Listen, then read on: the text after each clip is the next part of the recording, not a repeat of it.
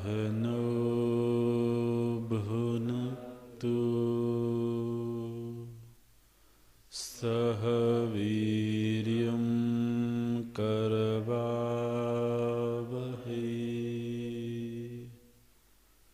तेजस्विनावधीतमस्तु मा विद्विषावहै।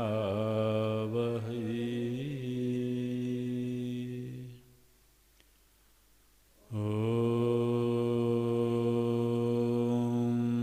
शान्ति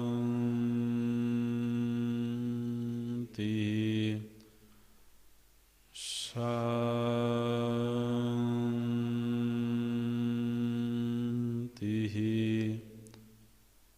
शान्तिः।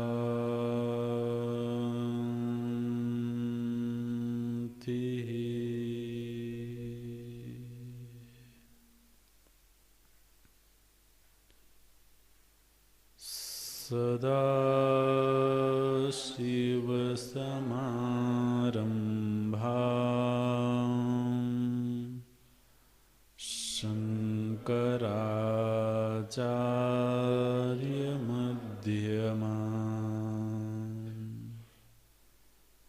अस्मदाचार्यपर्यन्ताम्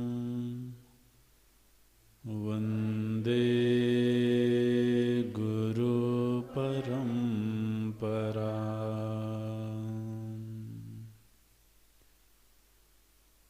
शङ्करं शङ्कराचार्यं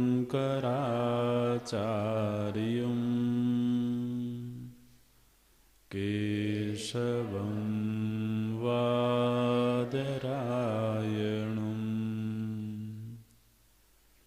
सूत्रभाष्यकृतौ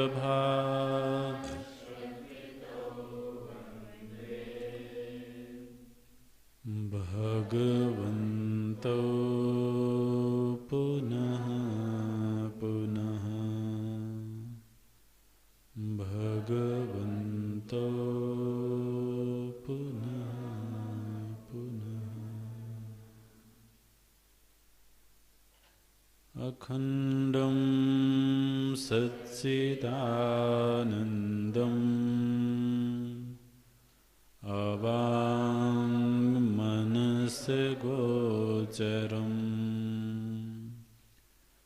आत्मानम् अखिलाधारम् आश्रयेऽभीष्टसिद्धये अर्थतोऽप्यद्वयानन्दान् अतीतद्वैतभानतः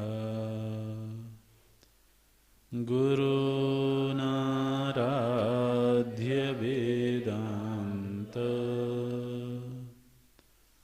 सारं वक्ष्ये यथामति सारं वक्ष्ये यथामति।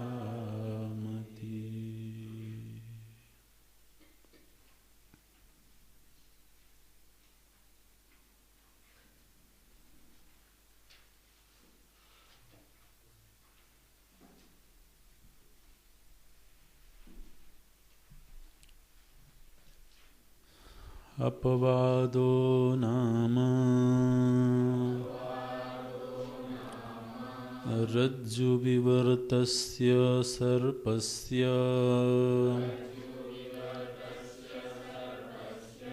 रज्जुमातृत्ववत् वस्तुविवर्तस्य अवस्तुनः अज्ञानादेः प्रपञ्चस्य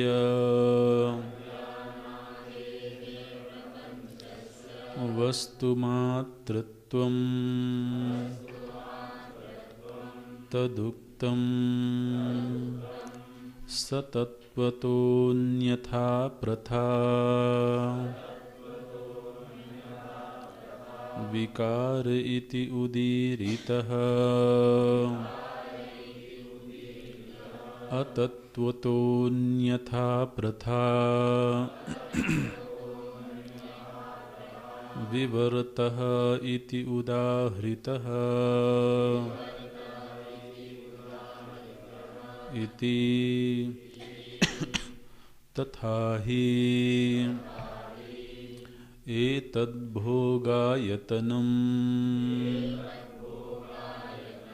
चतुर्विध सकलस्थूलशरीरजातम्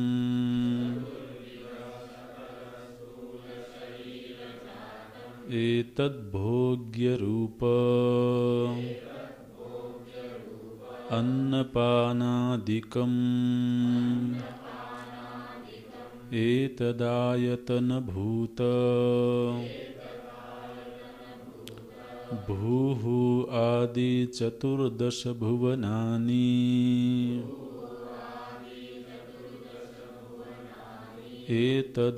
एतदायतनभूतम्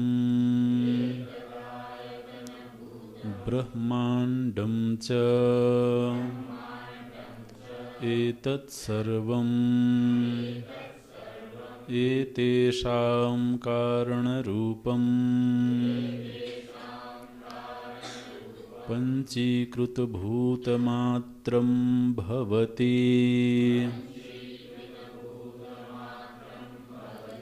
एतानि शब्दादिविषयसहितानि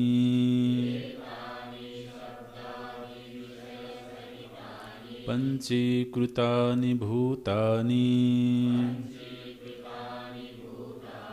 सूक्ष्मशरीरजातं च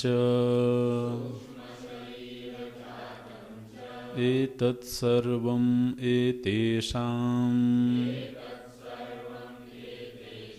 कारणरूप अपञ्चीकृतभूतमात्रं भवति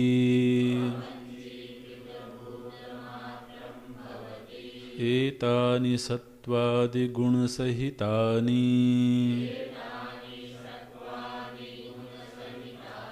अपञ्चीकृतानि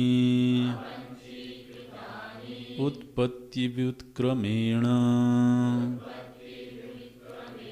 एतत्कारणभूत अज्ञानोपहितचैतन्यमात्रं भवति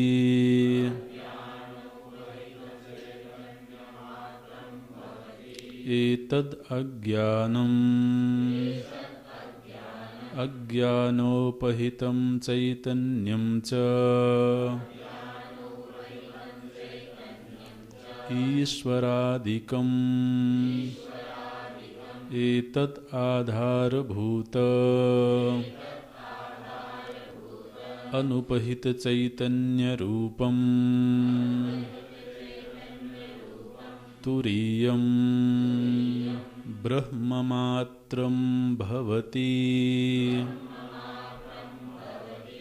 ब्रह्ममात्रं भवति आभ्याम् अध्यारोपापवादाभ्याम् तत्त्वं पदार्थ शोधनम् अपि सिद्धं भवति तत्त्वं पदार्थशोधनमपि सिद्धं भवति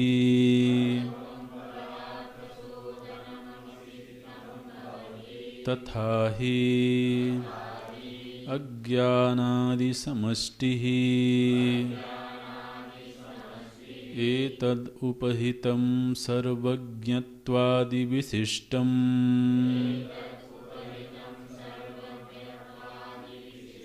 चैतन्यम् एतद् अनुपहितं च एतत्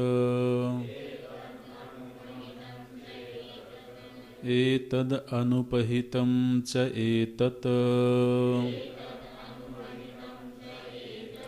त्रयम् तप्तायः पिण्डवत् एकत्वेन अवभासमानं तत्पदवाच्यार्थो भवति एतद् उपाधि उपहित आधारभूतम् अनुपहितं चैतन्यम् तत्पदलक्ष्यार्थो भवति अज्ञानादिव्यष्टिः एतद् उपहित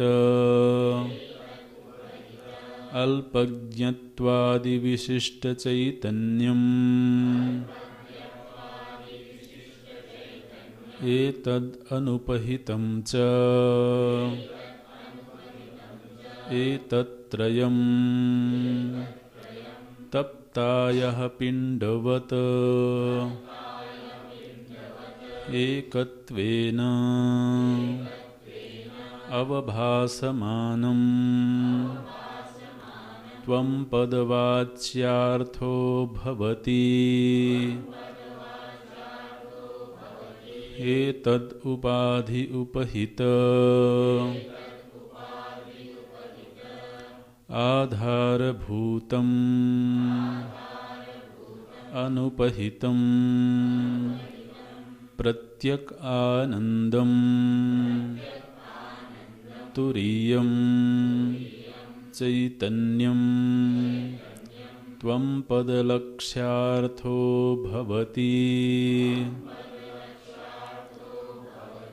प्रत्यगानन्दं तुरीयं चैतन्यं त्वं पदलक्ष्यार्थो भवति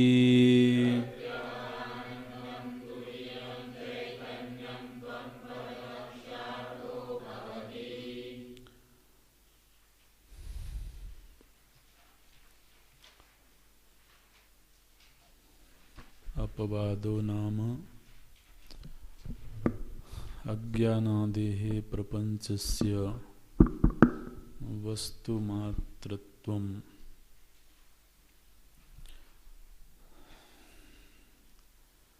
अधिष्ठान मात्र के ज्ञान को अपवाद कहते हैं। अध्यारोप चूँकि अवस्तु है और अवस्तु उसको कहते हैं जिसका अस्तित्व न हो। अवस्तु का भासना वस्तु की वजह से है, इसलिए जो वस्तु है, जो अधिष्ठान है, उस अधिष्ठान का ज्ञान हो जाना, लेकिन वस्तु के सहारे। अवस्तु भी सहारा बनता है, क्योंकि आज के दिन अवस्तु में ही हमारी महत्व बुद्धि है और अस्तित्व बुद्धि है। इसलिए अज्ञानादि सकल जड़ समूह जो अवस्तु रूप है, उसका विश्लेषण करने पर, उसका अनुसंधान करने पर जब यह निश्चय हो जाए कि इसमें जो अस्तित्व है, इसमें जो भासमानता है, इसमें जो प्रियता है, वह वस्तुतः इसकी नहीं है, तो जगत में अस्ति भाति प्रियता दिखाई देती है, लेकिन ये तीनों ही आगंतुक हैं। एतत्त्रयम् ब्रह्मरूपम् न तु जगत रूपम् किंतु कुत्र दृश्यन्ते जगति अस्ति भाति प्रियता, ये जगत में दिखाई देते हैं, जगत के हैं नहीं। किसके हैं? तो बोले ब्रह्म रूपम। तो जिसका अस्तित्व होता है वास्तव में वही होता है, किंतु अस्तित्व जब अन्यत्र अन्य का धर्म बन करके भासता है तो वह आगंतुक होता है। अज्ञानादि सकल जड़ समूह में जो अस्तित्व है वो उसकी नहीं है, वो ब्रह्म की है। अधिष्ठानत्वेन ब्रह्म को जान लेना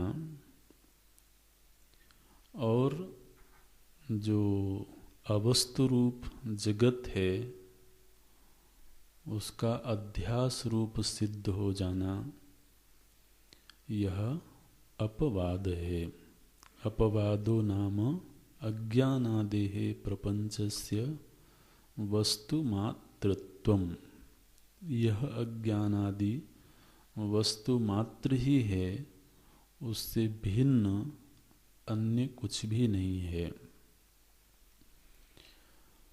तो प्रश्न आया कि सृष्टि की उत्पत्ति के प्रकरण में तो ऐसा हमने पढ़ा है कि ब्रह्म से, सत तत्व से सृष्टि की उत्पत्ति हुई है। तो यह जो उत्पत्ति है यह विकार के रूप में है या विवर्त के रूप में है? तो इस प्रश्न के संदर्भ में यहाँ पर विकार और विवर्त को स्पष्ट किया गया, उसकी परिभाषा दी गई। हम लोगों ने इसका अध्ययन किया है। सतत्वतो अन्यथा प्रथा विकारः इति उदीरितः, अतत्वतो अन्यथा प्रथा विवर्तः इति उदाहृतः। जब कोई वस्तु अन्य रूप में उपलब्ध होवे, वस्तुतः बिना परिवर्तन हुए, वस्तुतः बिना परिवर्तन हुए अन्य रूप में दिखाई दे, अन्य रूप में भासमान हो, तो वह जो अन्य रूप में भासमानता है वह उस वस्तु का विवर्त है।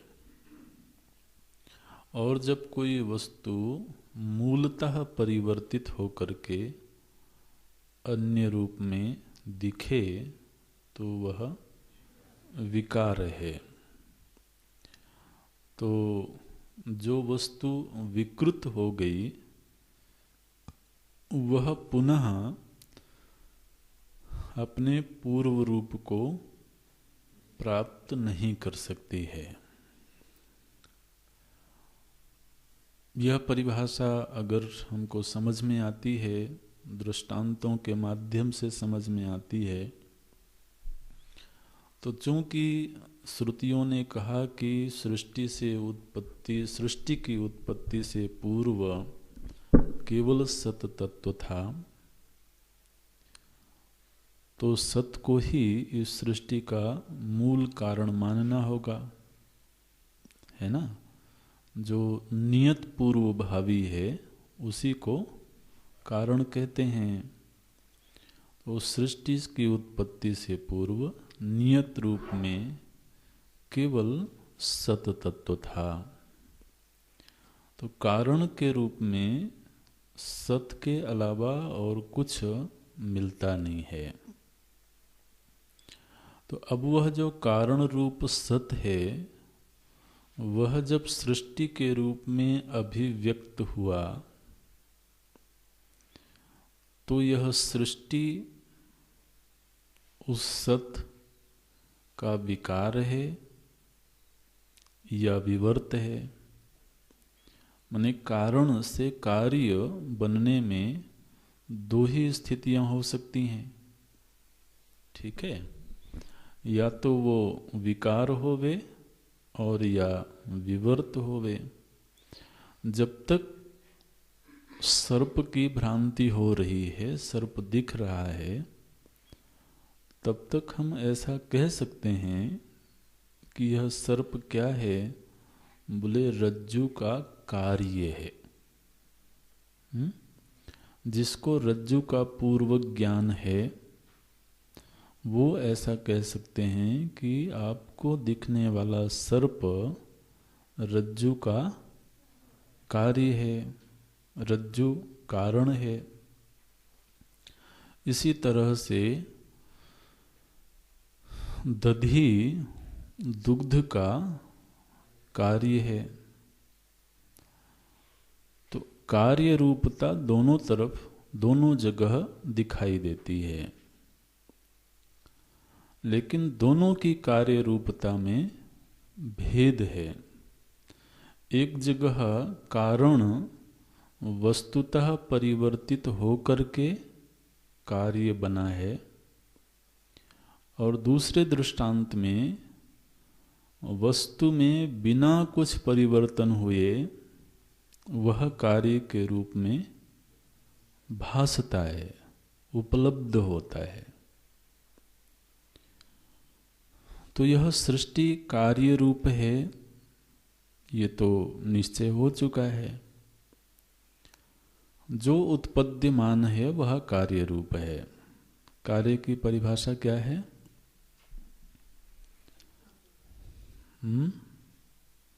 कई बार बताया गया है।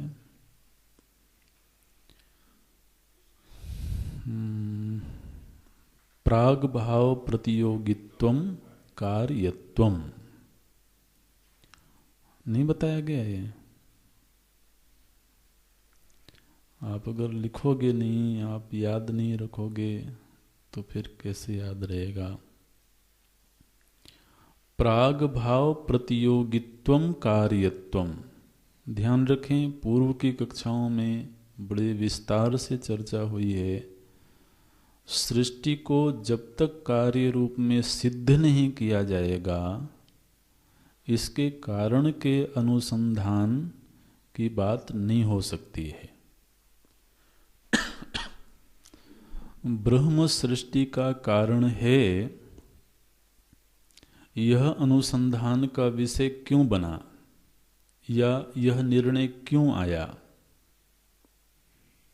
अगर कोई दार्शनिक कह दे कि यह सृष्टि कार्य रूप है ही नहीं,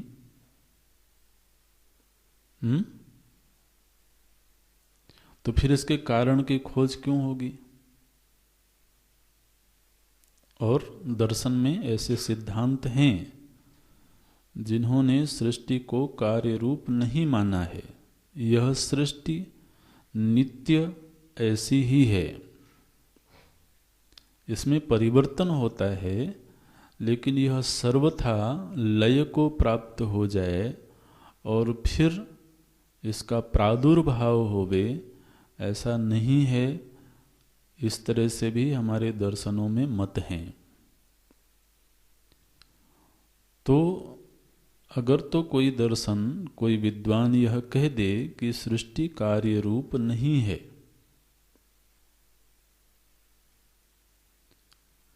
तो आपने तो सृष्टि को कार्य रूप मान करके ही इसके कारण रूप सत तत्व की खोज की। ब्रह्म इस सृष्टि में है, इस सृष्टि के अधिष्ठान के रूप में है। इस खोज का आधार क्या था, वो प्रक्रिया क्या थी? सृष्टि की उत्पत्ति। तो सृष्टि कार्य रूप है ऐसा निश्चय होने के बाद ही आप इसके कारण की खोज करेंगे। तो इसलिए अगर आपको यह बिंदु विस्मृत हो जाता है तो फिर आप उस प्रकरण को ढंग से ग्रहण नहीं कर पाए हैं। कार्य बोलते हैं जो जिसका प्राग भाव था, प्राग भाव प्रतियोगित्वम कार्यत्वम। कार्य किसको बोलते हैं? अब ये शास्त्रीय शब्द हैं, ये शब्द आपको सीखने पड़ेंगे और इसका कोई और विकल्प नहीं है। तो प्राग भाव, अभाव कई प्रकार के होते हैं, आपको बताया गया है। प्राग भाव, प्रध्वंसा भाव, अन्योन्या भाव, अत्यंता भाव। तो प्राग भाव, प्राग भाव का अर्थ है उत्पत्ति से पूर्व जिसका अभाव होवे। एक वस्तु जो अभी उत्पन्न नहीं हुई है, मानो कि हमारे सामने मिट्टी है, उसमें अभी घट नहीं बना है, तो इस समय पर घट का प्राग भाव, प्राग मतलब पहले, तो अभी घट का प्राग भाव है। घट उत्पन्न हुआ माने क्या हुआ? उसने अपने प्राग भाव को नष्ट कर दिया। ये भाषा आपको सीखनी होगी। घट जब उत्पन्न हुआ तो उस घट ने अपने प्राग भाव को नष्ट कर दिया। तो प्राग भाव प्रतियोगित्वम, अब ये शब्द खुल रहा है, प्राग भाव प्रतियोगित्वम, जो प्राग भाव का प्रतियोगी है, जो प्राग भाव का बाध कर देता है, उसको कार्य बोलते हैं। ये हमारे आचार्यों ने बहुत सटीक परिभाषाएं दी हैं, बहुत चिंतन के बाद ये परिभाषाएं दी गई हैं। चूँकि हम उन शब्दों से परिचित नहीं होते हैं, इसलिए कई बार वो हमारे लिए दुरूह मालूम पड़ती हैं। तो यह सृष्टि कार्य रूप है, पहले यह निश्चय होवे। माने प्राग भाव प्रतियोगी है, तो प्राग भाव क्या सभी का होगा? अगर सभी का प्राग भाव है तो कार्य की उत्पत्ति नहीं हो सकती है। माने घट नहीं है वो ठीक है, लेकिन यदि मिट्टी भी ना होवे तो तब भी घट नहीं बनेगा ना। तो उस कार्य विशेष का प्राग भाव है, लेकिन कारण तो वहाँ उपलब्ध है, मौजूद है। तो अगर किसी ने यह निश्चय किया, किसी दार्शनिक ने यह निश्चय किया कि सृष्टि का प्राग भाव था, माने एक काल था जिस समय सृष्टि नहीं थी, कम से कम आज जिस रूप में उपलब्ध है इस रूप में नहीं थी, तो चलो मान लिया सृष्टि नहीं थी, तो क्या ये कहा जाए कि कुछ भी नहीं था?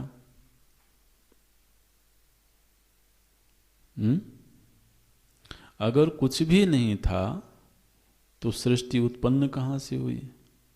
क्योंकि प्रत्येक कार्य का कोई ना कोई कारण तो अवश्य में होना चाहिए।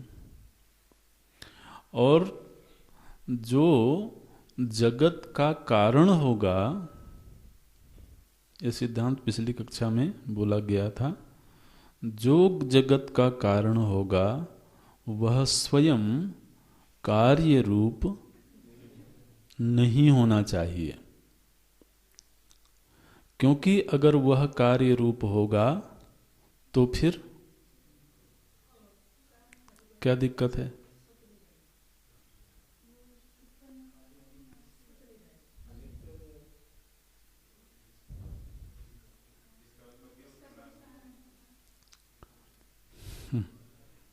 ठीक है, सारे उत्तर ठीक हैं, लेकिन हम जो सुनना चाहते थे वो कुछ और है। अगर उसको भी कार्य रूप मान लिया जाए तो उसका पुनः कोई कारण होगा, ठीक है। तो जगत का कारण क्या है? बोले ब्रह्म है।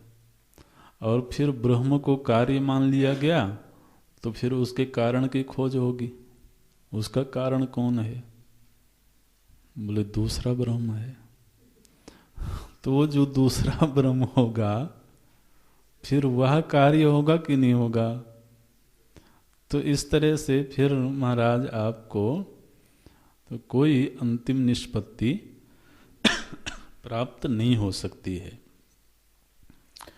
तो जगत का जो कारण होगा उसको स्वयं अकारण होना चाहिए। ये वाक्य आपको याद होगा, बोला गया था। जगत का जो भी कारण होगा खूब मंथन किया जाए, खूब चिंतन किया जाए और इसी निर्णय पर पहुंचना होगा कि जगत का जो भी कारण होगा वह स्वयं अकारण होना चाहिए, वह अकार्य रूप होना चाहिए। तो अब चिंतन से हम इस निश्चय पर पहुंचे कि जगत का कारण सिवाय सत तत्व के और कुछ नहीं हो सकता है। ये तो ठीक हो गया। अब प्रश्न ये आया कि जो ब्रह्म जगत रूप कार्य का कारण है, वह ब्रह्म परिवर्तित होकर के जगत बना? ने यह जगत उस ब्रह्म तत्व का विकार है या विवर्त है? अभी प्रश्न आएगा ना। ये सब एक एक कोटि है, आप ध्यान रखना हर सोपान को। तो यह जो जगत रूप कार्य है, यह उस सत वस्तु का विकार है या विवर्त है?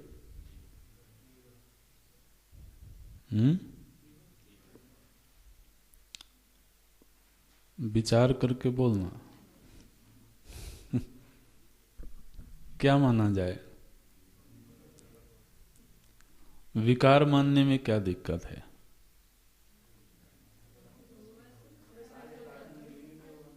हम्म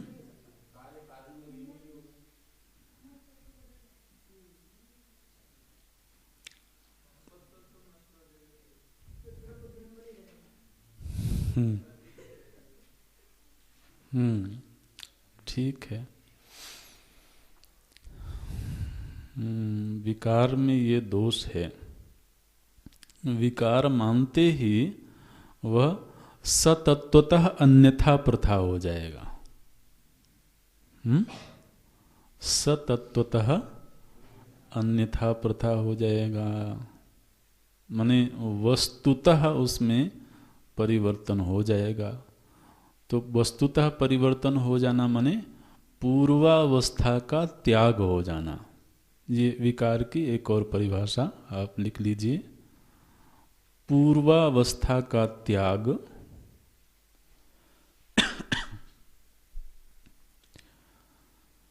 विकार कहलाता है। तो जैसे दधि रूप जो विकार है, उसने पूर्व अवस्था माने उसकी जो पूर्व दुग्ध रूप अवस्था थी, उस अवस्था का त्याग हुआ और नवीन अवस्था उसको प्राप्त हुई।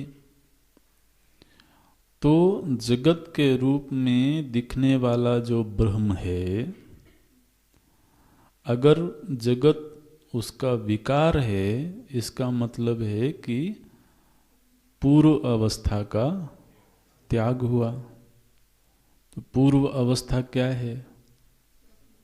सत है। तो सत का त्याग होगा तो क्या होगा? असद रूप हो जाएगा। तो जगत असत होवे या ना होवे ये तो बाद की बात है, महाराज वो सत ही असत हो जाएगा, जो कि हो नहीं सकता। इसलिए जगत को ब्रह्म का विवर्त मानने के सिवाय और कोई निर्णय नहीं हो सकता है। जगत ब्रह्म का विवर्त है, ठीक उसी तरह से जैसे सर्प रज्जु का विवर्त है। अच्छा जी, तो ये निर्णय कैसे कैसे किस किस सोपान को पार करते हुए इस निर्णय पर पहुंचे हैं, यह अच्छी तरह से आप मंथन कर लीजिए। पहले तो जगत को कार्य रूप में सिद्ध किया जाए, ठीक है, फिर उसके कारण का निश्चय होवे। इसमें जो भी प्रमाण चाहिए उनमें प्रथम प्रमाण श्रुति है, और फिर युक्ति अनुभूति आदि भी तो प्रमाण बनेंगे, लेकिन परम प्रमाण श्रुति है। तो श्रुति ने जब यह घोषणा करी कि सदैव सौम्य इदमग्र आसीत, ये परम प्रमाण है, और इसमें युक्ति भी लगाई गई। तो जगत कार्य रूप है, इसका कारण सिवाय ब्रह्म के, सिवाय सत वस्तु के और कुछ नहीं हो सकता है।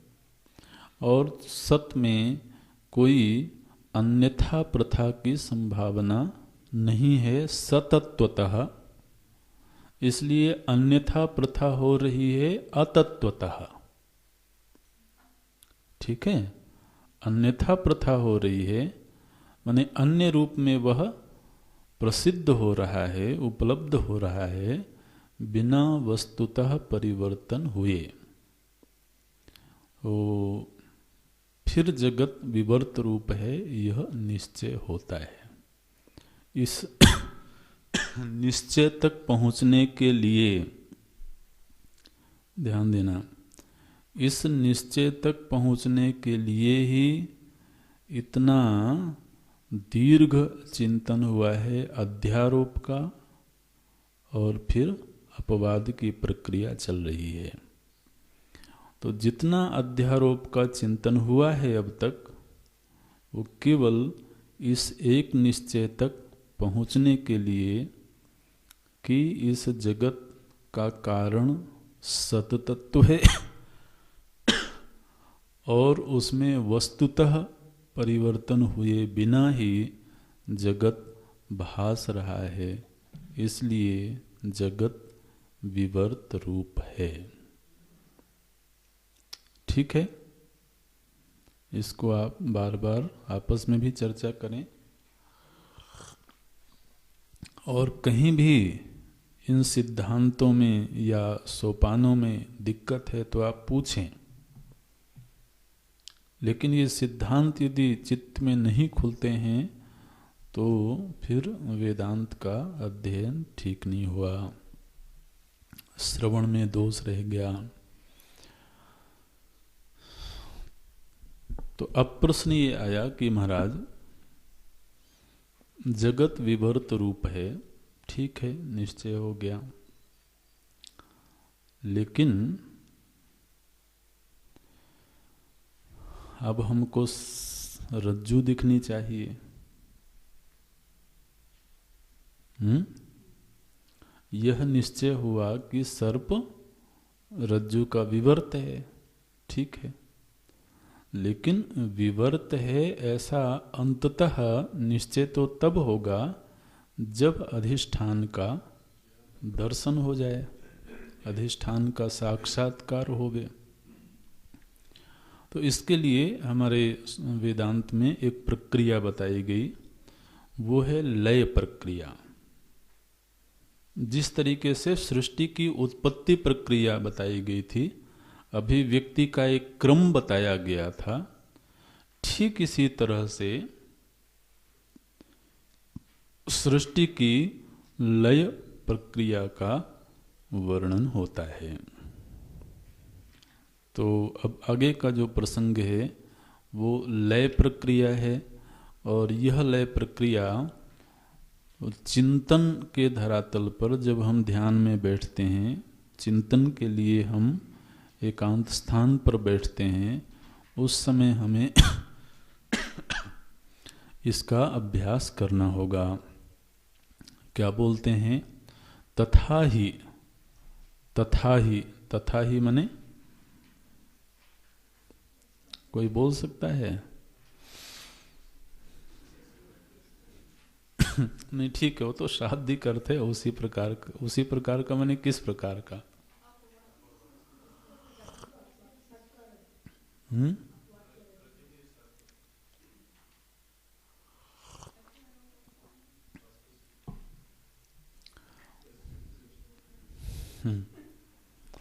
तथाई मने जिस प्रकार से सृष्टि की उत्पत्ति की प्रक्रिया बताई गई थी, जिस तरह से अध्यारोप की प्रक्रिया बताई गई थी, जिस तरह से अध्यारोप हुआ है, ठीक उसी प्रकार से अब अपवाद का क्रम बताया जा रहा है। अध्यारोप का क्रम क्या बताया गया था? पहले अज्ञान, फिर सूक्ष्म जगत, फिर स्थूल जगत, ये बताया गया था ना। जो अध्यारोप सामान्य न प्रदर्शित, वहाँ पर अध्यारोप का एक क्रम था। पहले अज्ञान का विवरण हुआ, फिर सूक्ष्म जगत का विवरण हुआ, फिर स्थूल जगत का विवरण हुआ। तो जिस तरह से अध्यारोप की एक सुनिश्चित प्रक्रिया बताई गई थी, ठीक इसी तरह से अब अपवाद की प्रक्रिया बताई जा रही है। इतनी बात को याद रखने के लिए एक शब्द है यहां पर, तथा ही। तथा ही, अच्छा, क्या तथा ही? बोलते हैं एतद भोगायतनम। मूल इसका अभी एक छोटा सा वाक्य बना लें आप। कारण रूपम पंचीकृत भूत मात्रम भवति। ये शब्द मिले आपको? या इससे भी छोटा करना हो तो पंचीकृत भूत मात्रम भवति। अब देखिए, एक साधक बिल्कुल समदमादि से संपन्न होकर के, समाहित होकर के बैठा है, उसने विधिवत तरीके से श्रवण किया है, उसको अध्यारोप की प्रक्रिया का पूरा ज्ञान है, उसके चित्त में जागृत है, और अब वह ध्यान में बैठ करके तो लय प्रक्रिया का अभ्यास शुरू करता है। सृष्टि की उत्पत्ति के क्रम में सबसे अंत में क्या बात बताई गई थी? स्थूल जगत की उत्पत्ति। स्थूल जगत की उत्पत्ति में कितने विभाग बताए गए थे? 3 विभाग। कौन कौन से?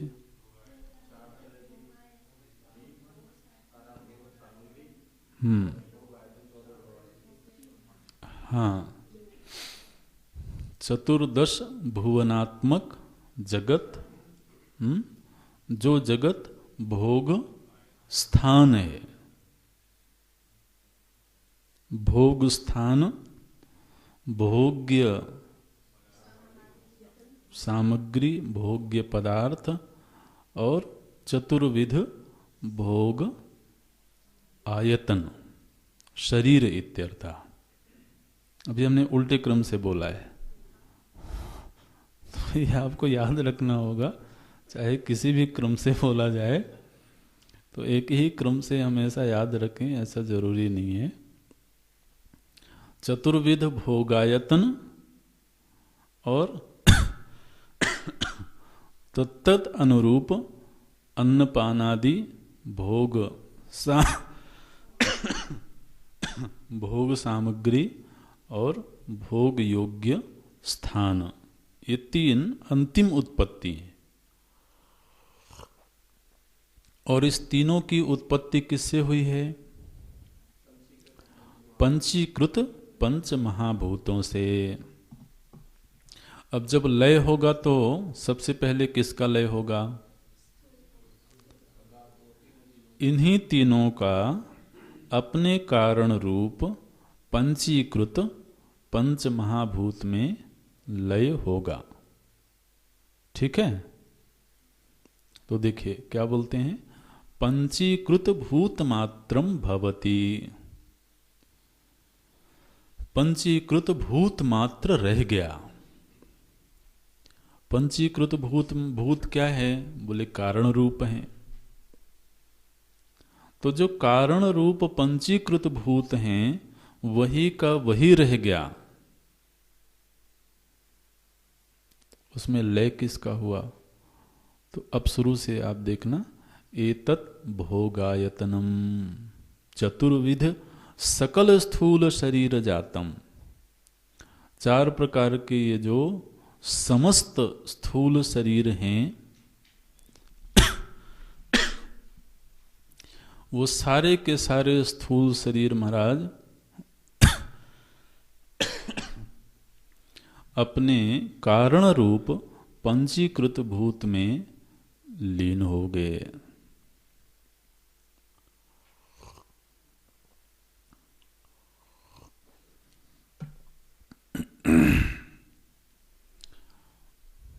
अब जरा कल्पना करें, यह जो विविध रूपों में उपलब्ध होने वाला जगत है, विविध तरह के शरीर हैं, उन सब शरीरों का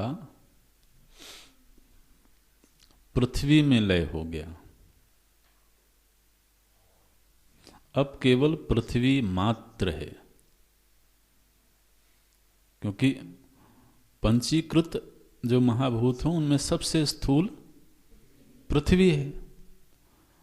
तो समूचे इस जो भोगायतन हैं वो सब के सब भोगायतन पृथ्वी में मिल गए। क्या हुआ? बोले सब कुछ मिट्टी हो गया।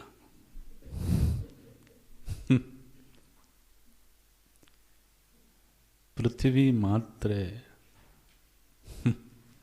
ये लय प्रक्रिया है, इससे भयभीत नहीं होना है, तो चिंतन करना है। तो समस्त भोगायतन और फिर केवल पृथ्वी इस भू में रहने वाले भोगायतन नहीं, 14 भुवन में रहने वाले जितने शरीर हैं, जितने भोगायतन हैं, सब के सब भोगायतन तो अपने कारण रूप पंचीकृत महाभूत से एक रूप हो गए। मानो कि 1000 घड़े थे और सभी घड़ों को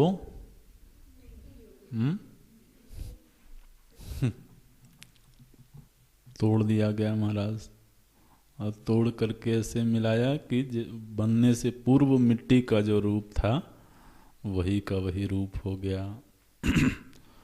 तो एतद् भोगायतनम चतुर्विध सकल स्थूल शरीर जातम। दूसरा, एतत् भोग्य रूप अन्नपानादिकम। और फिर ये चतुर्विध जो शरीर हैं, इनके भोग्य रूप जितना अन्नपान आदि था वह सब का सब भी पंचीकृत भूत मात्रम भवति। तो महाराज आपका शरीर भी गया, चलो आपका नहीं हमारा बोल दे देते हैं। तो हमारा आपका सबका शरीर भी गया, और इस शरीर के पोषण के लिए जो हमने अन्नपान आदि का संग्रह किया हुआ था अपनी अपनी कोठरी में, वो सब भी गया। एतद् भोग्य रूप अन्नपानादिकम आयतन भूत, और फिर आयतन भूत जो भूहु आदि चतुर्दश भुवनानि। अब भू भुवः स्वः मह जनः तपः सत्यम,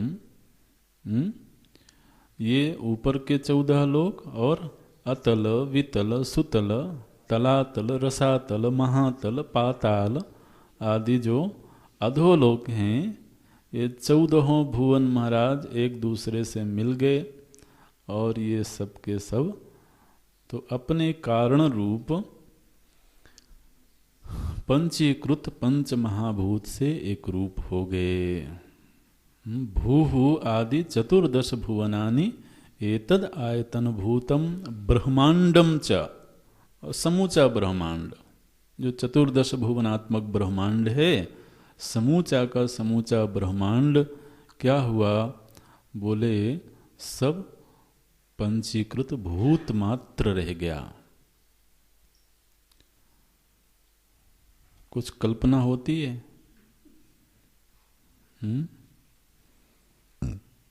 बोले हाँ कल्पना तो करूँगा, लेकिन मेरा शरीर बचा रहना चाहिए। मेरा शरीर नहीं रहेगा तो फिर कल्पना ही कैसे करूँगा? तो केवल पंचीकृत भूत मात्र शेष है। असल में तो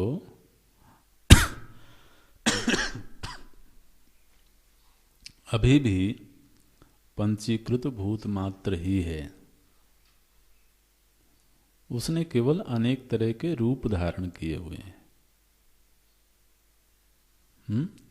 स्वर्ण के अनेक आभूषण होवे आपकी तिजोरी में, तो उनके अनेक आकार प्रकार हैं, लेकिन वहां है क्या? केवल सोना ही है ना। आप चाहे उन सभी आभूषणों को गला करके स्वर्ण मात्र कर लो, या उस सोने को विविध आकार में ढाल दो, तो चाहे वो आकार में ढला हुआ हो, चाहे वो एक रूप हो, दोनों ही स्थितियों में वहां क्या है? केवल स्वर्ण है। तो इसी तरह से ये जो पंचीकृत भूत हैं, ये चाहे भोगायतन, भोग साधन, भोग सामग्री के रूप में अनेक रूप धारण करके प्रकट हो, और चाहे इन सभी को एक रूप करके केवल पंचीकृत भूत रहे, दोनों ही स्थितियों में तो केवल पंचीकृत भूत मात्र है। ये समझ में आ रहा है ना? जैसे केवल मिट्टी का लौंदा रहे, और या कि फिर उसमें उसको एक आकार में ढाल दिया आपने तो घट बन गया। तो दोनों ही स्थितियों में वहां सिवाय मिट्टी के कुछ भी नहीं है, चाहे वो आकार में ढला हुआ हो और चाहे वह आकारहीन होवे। इस निश्चय पर पहुंच जाना ही अपवाद है। ऐसा नहीं है कि एक दिन बैठ करके आप सब कुछ लय कर दोगे, लेकिन इस निश्चय पर पहुंच जाना कि लय करने के बाद जो स्थिति है, तत्वतः लय नहीं करने पर भी स्थिति वही है। पंचभूत अभी भी हैं, और इन विविध जगत का लय हो जाने पर भी पंचभूत ही रहेंगे। तो अभी जबकि विविध आकार दिख रहे हैं, तो क्या वास्तव में पंचभूत से भिन्न कोई वस्तु पैदा हो गई? नहीं हुई। अभी भी केवल पंचभूत ही हैं, और पंचभूत के बहुत सारे आकार बन गए, और एक एक आकार को हम सभी ने ग्रहण कर लिया। तो हमने, आपने, सभी जो ये शरीर धारण किया हुआ है, ये शरीर क्या है? पंचभूत ही है, पंचीकृत पंच महाभूत है। लेकिन एक शरीर को आपने कह दिया कि नहीं ये मेरा है, दूसरे ने कहा ये वाला मेरा है। तो इस तरह से सभी ने एक एक पिंड को अपना अपना शरीर कह दिया, और फिर उसमें महाराज ऐसी तादाद में हुआ कि वो अपना नहीं रहा बल्कि मैं हो गया।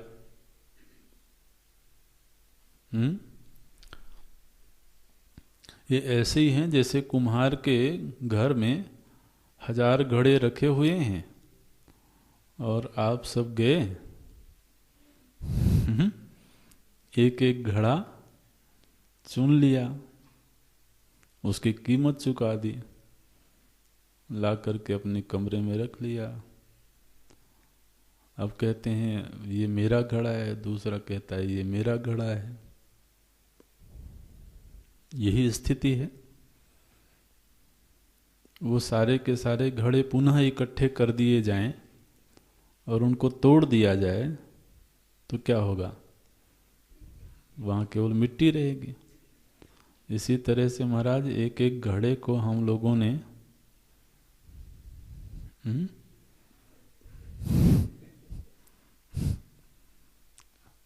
ले रखा है और कहते हैं ये मैं हूँ।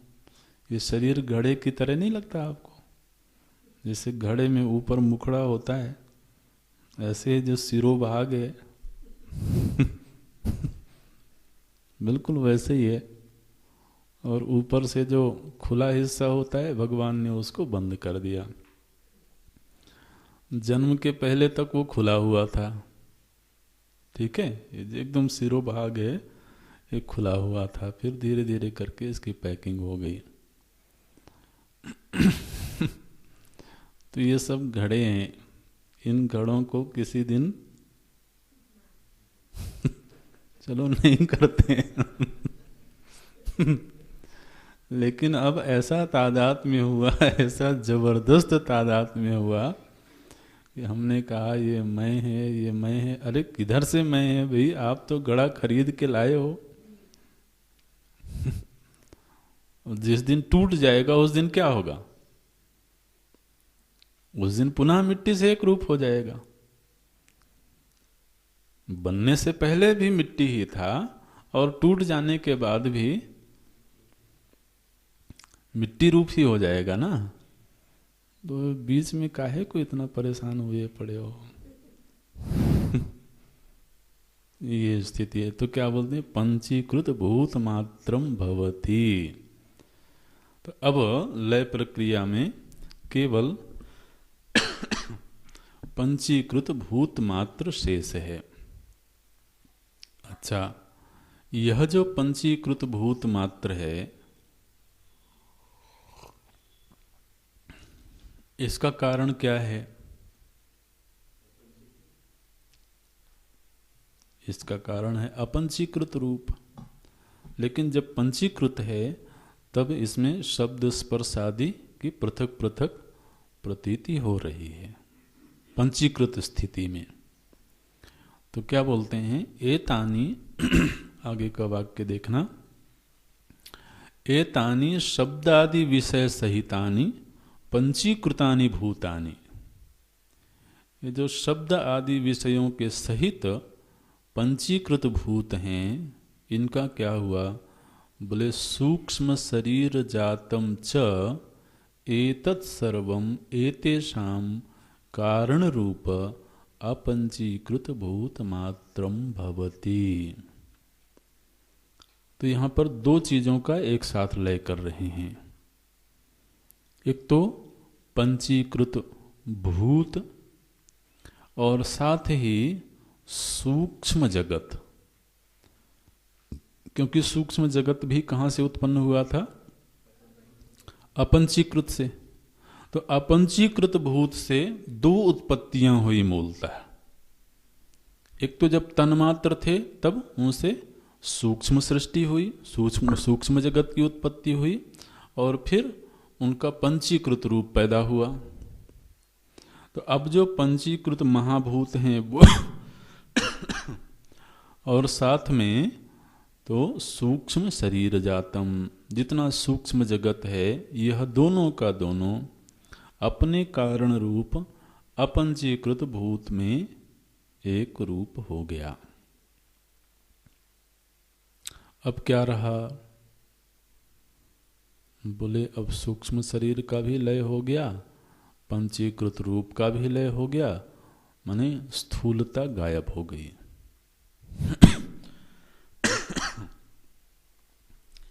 स्थूलता गायब हो गई तो अब केवल तन्मात्र स्थिति रही।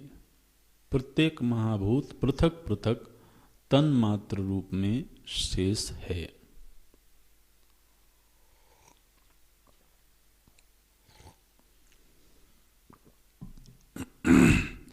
कारण रूप अपंचीकृत भूत मात्रम भवति। अच्छा, अब यह जो अपंचीकृत भूत हैं ये कहाँ से उत्पन्न हुए? तो बोलते हैं एतानि सत्वादि गुण सहितानि अपंचीकृतानि। जो अपंचीकृत महाभूत हैं और इन अपंचीकृत महाभूतों के कारण रूप जो सत्वादि गुण हैं, त्रिगुण से उत्पत्ति हुई थी ना, तो सत्वादि त्रिगुण और अपंचीकृत महाभूत ये सब उत्पत्ति व्युत्क्रमेण, उत्पत्ति के उल्टे क्रम में, व्युत्क्रम मतलब उल्टा क्रम, तो जिस क्रम से उत्पत्ति हुई थी उसके विपरीत क्रम में ये सब एतत् कारणभूत अज्ञानोपहित चैतन्य मात्रम भवति। ये सब के सब महाराज अज्ञान उपहित जो चैतन्य है उससे एक रूप हो गए। त्रिगुणों की और अपंचीकृत महाभूतों की उत्पत्ति कहाँ से हुई थी? अज्ञानोपहित चैतन्यम। आप पुनः जाकर के उसको देख लेना एक बार। केवल अज्ञान से उत्पत्ति नहीं बताई गई थी, ठीक है? अज्ञानोपहित चैतन्य से उत्पत्ति बताई गई थी।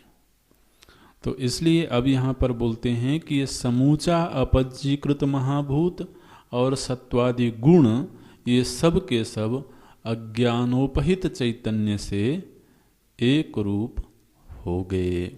देखिए, एतानि सत्वादि गुण सहितानि अपंचीकृतानि उत्पत्ति व्युत्क्रमेण, उत्पत्ति के विपरीत क्रम में, एतत् कारणभूत, इनके जो कारणभूत अज्ञान उपहित चैतन्य है उस चैतन्य से एक रूप हो गए।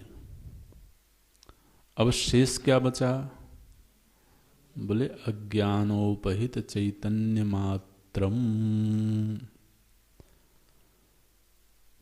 अज्ञानोपहित चैतन्य मात्र बचा। बोले आगे भी है? बोले हाँ, एक कदम और आगे है। एतत् अज्ञानोपहितम चैतन्यम च ईश्वरादिकम। अज्ञानोपहित, समष्टि अज्ञानोपहित चैतन्य ईश्वर को कहा गया था, है ना? तो अब वह जो अज्ञानोपहित चैतन्य है ईश्वरादिकम, एतद आधारभूत अनुपहित चैतन्य रूपम तुरीयम ब्रह्म मात्रम भवति। वह जो अज्ञानोपहित चैतन्य है वो अपने आधारभूत अनुपहित चैतन्य से एक रूप हो गया। अब क्या बचा? ब्रह्म मात्रम। वह ब्रह्म मात्र क्या है? बोले उसी को तुरीय कहते हैं। तीनों ही अवस्थाओं का जो अधिष्ठान है वह तुरीय तत्व है। अब वही तुरीय मात्र शेष है। तो मोटे मोटे तौर पर देखें तो कितने सोपान देखने को मिले?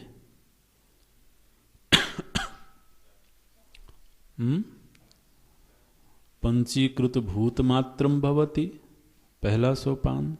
फिर अपंचीकृत भूत मात्रम भवति, दूसरा सोपान। फिर अज्ञानोपहित चैतन्य मात्रम भवति, 3 सोपान। और चतुर्थ है ब्रह्म मात्रम भवति। तो ब्रह्म मात्रम चतुर्थ है, इसलिए शब्द आया तुरीय मात्रम। तुरीय का अर्थ है चतुर्थ। ठीक है।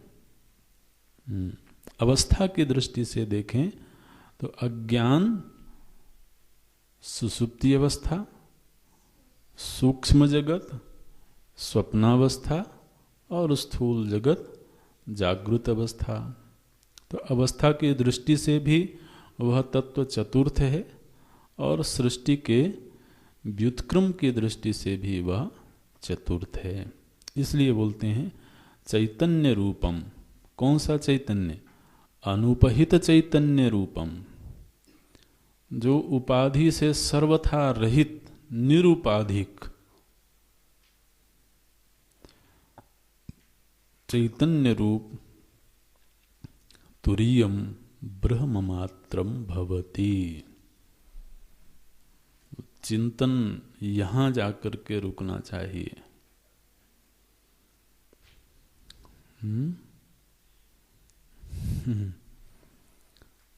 तो ब्रह्म मात्र ही जब अज्ञानोपहित चैतन्य बना। अब फिर से सृष्टि क्रम को अगर देखें तो ब्रह्म मात्र ही शेष था। वह ब्रह्म मात्र जब अज्ञानोपहित चैतन्य बना तो वह अज्ञानोपहित चैतन्य भी ब्रह्म ही है। ठीक है।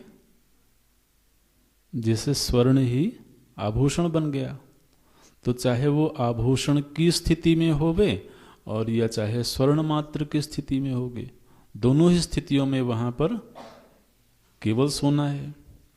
इसी तरह से ब्रह्म चाहे अज्ञानोपहित चैतन्य की स्थिति में होवे और चाहे ब्रह्म मात्र होवे, दोनों ही स्थितियों में बोलिए ब्रह्म ही है। ठीक। तो दो अज्ञानोपहित चैतन्य की स्थिति में भी ब्रह्म ही है और फिर अज्ञानोपहित चैतन्य से अर्थात पुनः ब्रह्म से ही सूक्ष्म जगत अपंचीकृत महाभूत उत्पन्न हुआ। तो जिस समय अपंचीकृत महाभूत उत्पन्न हुआ उस समय भी ब्रह्म ही है। और फिर उस अपंचीकृत महाभूत से पंचीकृत सृष्टि उत्पन्न हुई, तब भी वस्तु ब्रह्म ही है। और उस पंचीकृत महाभूत से यह स्थूल सृष्टि बन गई, तब भी वस्तु ब्रह्म ही है। वस्तु मात्रम भवति। अपवादो नाम वस्तु मात्रम भवति। ये तो अपवाद की चिंतन प्रक्रिया है। अगली कक्षा में देखते हैं। ओम पूर्णमदः पूर्णमिदं पूर्णात् पूर्णमुदच्यते पूर्णस्य पूर्णमादाय पूर्णमेवावशिष्यते। ओम शांति शांति शांति। हरि ओम श्री गुरुभ्यो नमः। हरि ओम।